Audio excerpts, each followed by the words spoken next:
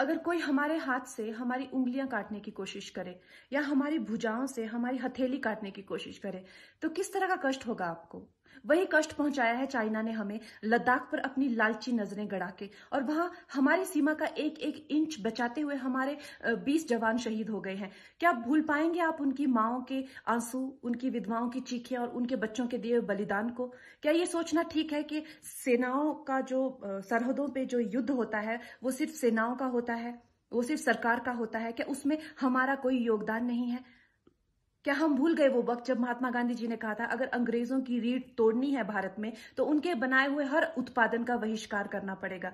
तो क्या ये जरूरी नहीं है कि हम भी इस युद्ध में हिस्सा लें? क्योंकि लद्दाख सिर्फ एक जमीन का टुकड़ा नहीं है, भारत की अस्मिता का एक बहुत बड़ा हिस्सा है, भारत की हथेली है। हम उसे किसी तरह से इस दुश्मनों के उनके गंदे इरादों में सफल नहीं होने दे सकते। तो क्या हम लोगों को इसमें हिस्सा नहीं लेना चाहिए कि जो चाइनीज जितनी भी गुड्स हैं, जितने भी उनके प्रोडक्ट्स हैं, जिन भी कंपनीज में उन्होंने इन्वेस्ट किया हुआ है, उनसे उनको रिटर्न्स आते हैं, रेवेन्यूज आते हैं, ऑर्गेनाइजेशंस हैं, उन सब का बहिष्कार करें ताकि वो उस संपत्ति से जो यहां से इंडिया से इकट्ठी करके जाते हैं, उस संपत्ति से हथियार खरीद के हमारे सैनिकों के सीने छन्नी करते हैं। तो क्या हम इस युद्ध में हम चाइना का साथ दे सकते हैं? आप बताइए।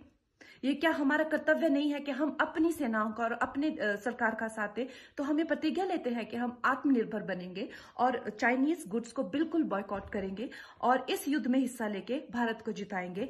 जय हिंद।